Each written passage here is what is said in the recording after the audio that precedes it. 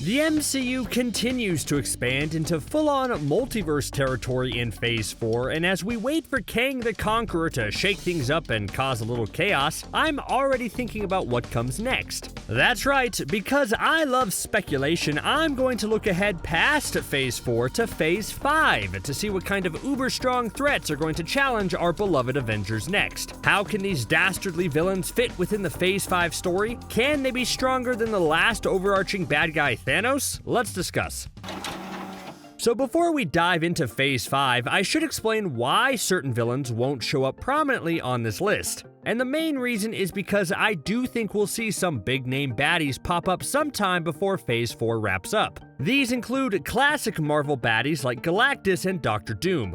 Both are prominently Fantastic Four villains, and Marvel's first family is set to star in a Phase 4 movie directed by Spider-Man director Jon Watts. I don't think the Giant Planet Eater will feature prominently in that story, but I do think he'll be teased or make some type of small appearance before then, which means I can't include him on this list. Even if Galactus does become a much bigger threat in Phase 5, he's still probably being introduced in Phase 4, so sorry big guy, don't eat my planet please. And then let's talk about the Doom of it all.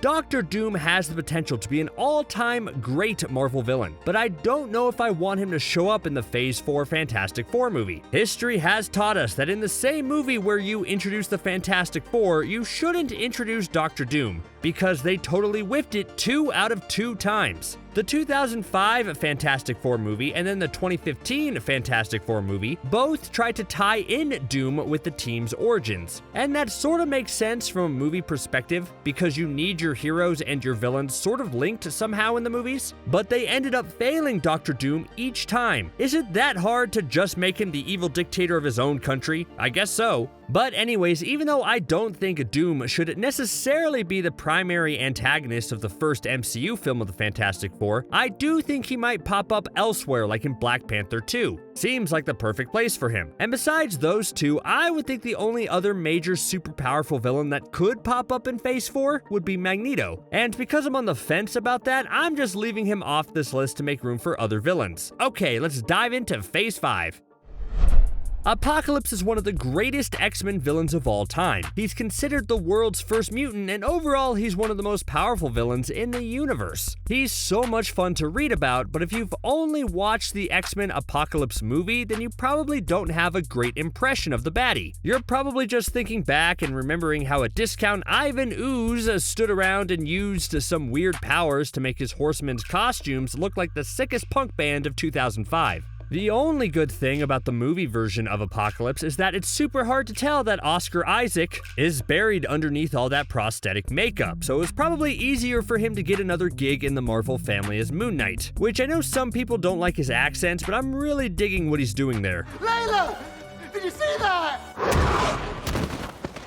So maybe in an alternate universe, there's a version of X-Men Apocalypse out there that's actually really good, and Oscar Isaac was an all-time great iteration of the character, but that means probably no Moon Knight, which is a tough decision to make. Anyways, enough about the past, let's talk about the future. Apocalypse would work as a Phase 5 villain for a ton of different reasons. The obvious one is that he's insanely powerful. Thanks to the 1-2 punch of both being an ancient mutant with powers that include regeneration, superhuman strength, and energy absorption, on top of mostly being infused with ancient celestial technology as his armor, that makes him already stronger than Thanos ever was. But set aside the powers and strength for a second and think of how great of a story we could get from Apocalypse. Phase 4 can start building up our main universe and whatever the X-Men universe is going to be, and perhaps there's some friction, leading to an all-out Avengers versus X-Men fight situation early on. Maybe only one of our universes can survive this type of thing. And then if Kang is dispatched by the end of Phase 4, we can learn his demise sets up Apocalypse, who Kang has a connection with in the comics. Then Phase 5 becomes about having the X-Men forced to team up with the Avengers in order to stop this apocalyptic new threat. I think on a story basis it makes sense, on a power level it makes sense, and as a way to redeem the Apocalypse character it makes sense. That's a win-win-win.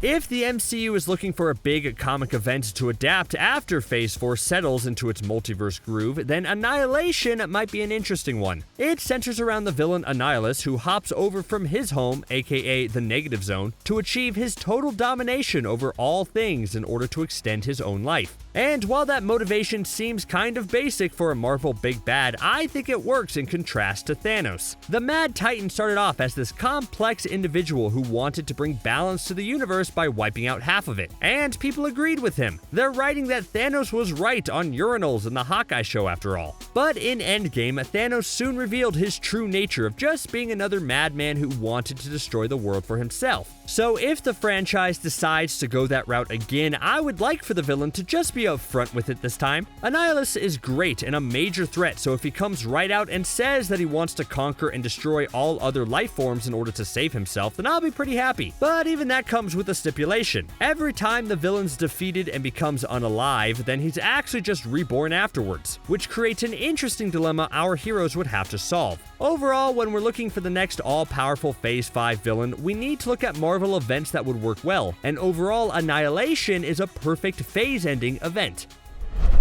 So I've long held the notion that at some point, the MCU should just make a massive Secret Wars type of event, and let me tell you, my idea is quite ambitious. How interesting would it be if we got to a point where an entire phase was just an adaptation of Secret Wars, which saw the powerful being known as the Beyonder transport a lot of the Avengers and other supervillains to a planet called Battleworld to fight it out? I just think this level of storytelling would make a great trilogy of films. Or if Disney is able to shell out money for a massive event series, make it a TV show with all the heroes from the movies forced to team up. This whole Secret Wars adaptation would pair up our heroes from all across the multiverse and force them to battle each other and the dastardly villains, all while the Beyonder just sits and watches it all. I like this for a few reasons. For one, it's logically a great way to get the 3 Spider-Men back together again. And 2, it would force a lot of villains to interact with one another. One thing I will knock against the MCU is that their villains all seem pretty singularly focused. They're mostly only the bad guy for that specific film, but a Secret Wars adaptation means we could see something like Red Skull forced to team up with Wenwu, or Killmonger forced to team up with Doctor Doom. It's a fun concept because bad guys working together is always a blast to watch. Plus, through multiverse shenanigans, it's easy to bring back long-deceased characters. And all this starts with the Beyonder and his crazy power level, plus a desire to interfere.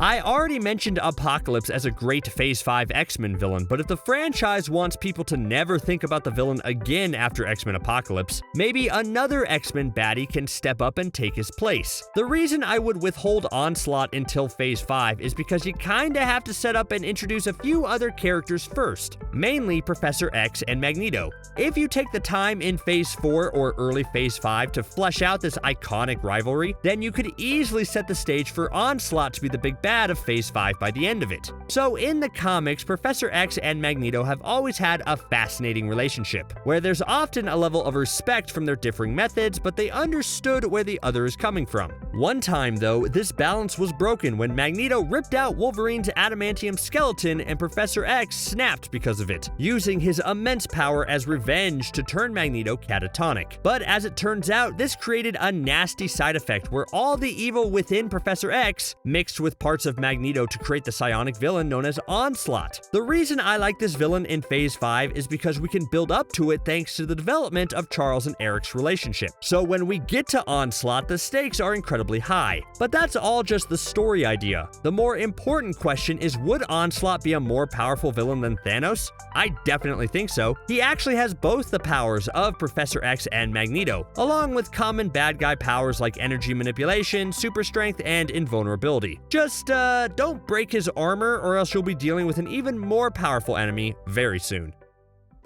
Although not necessarily having a scary, intimidating name, an interesting villain more powerful than Thanos that Phase 5 could introduce is Michael Korvac. In the comics, Korvac is a man who secretly stole some of the power cosmic from Galactus, and that made him one of the most dangerous villains in the universe. That power cosmic is no joke. Like Thanos, Korvac just wanted to build the world into a better place, but of course his methods were too extreme. So in that way, he could be similar to the Mad Titan, but represent a much greater threat. And because his powers are so rooted in the power cosmic, you kind of need to introduce Galactus first, and have him established before you go around introducing Korvac to the franchise. Maybe he's overall not interesting enough to be the franchise's big bad, but he would definitely be a major threat, and someone who everyone would have to team up with to stop. Man, it would be the ultimate troll move by Marvel to wait until Phase 5 to introduce Marvel's Devil. Ever since WandaVision, we've all been making jokes that Mephisto is going to show up in the MCU, but I just don't see a big place for him yet in any Phase 4 movie. The last real shot for him to show up in Phase 4 is Doctor Strange in the Multiverse of Madness. But I mean, that trailer basically has Doctor Strange name drop Nightmare as possibly the big bad, and if it's not him, then Scarlet Witch would probably be the better slight antagonist over a new character like Mephisto. That means Mephisto would be better suited for Phase 5. Think about it just from a story perspective. By the time Phase 5 rolls around, we're going to be almost 20 years into this MCU franchise, and it would be nice to shake things up and reflect on the past a bit to retcon and redo some of the previous mistakes to better suit the narrative. That's where someone like Mephisto could come in. By introducing a powerful demon like Mephisto, you could see characters rewrite the past in a way that's different than what we saw before. It would provide a totally new type of threat for our Avengers to face, and Mephisto could interact and fit into almost any MCU movie pretty perfectly.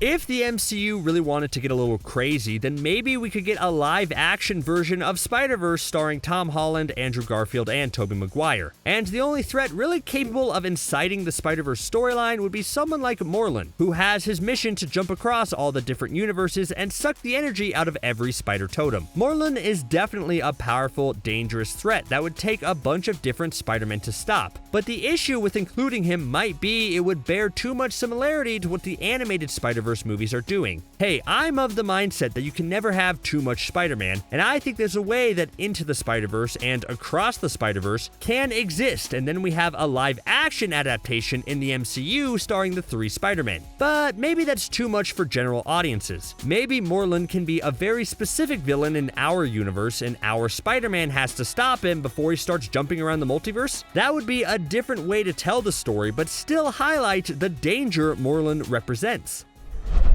The Phoenix Force isn't necessarily a villain, it's just one of those all-powerful cosmic forces that you see in the universe, and its incredible power can cause good people to become corrupted or dangerous. If the MCU introduced the Phoenix Force, then I think that would be the ultimate mic drop move. The Fox franchise tried twice to adapt the Dark Phoenix saga, and they mostly failed both times in incredible fashion. So for the MCU to say, hold my drink, and then adapt it themselves would be amazing to see. But maybe the way to do it would be to not directly adapt Dark Phoenix right away. Maybe you build up to it by introducing the Phoenix Force in Phase 5 as this powerful entity that's headed to Earth, and no one quite knows what to do about it. In the comics, this story created an X-Men versus the Avengers storyline, as the mutants thought the Phoenix Force would come to Earth for good, while the Avengers were worried it would cause nothing but destruction. Having the Phoenix Force as the catalyst to jumpstart the battle between Avengers versus the X-Men would be a lot of fun to see overall.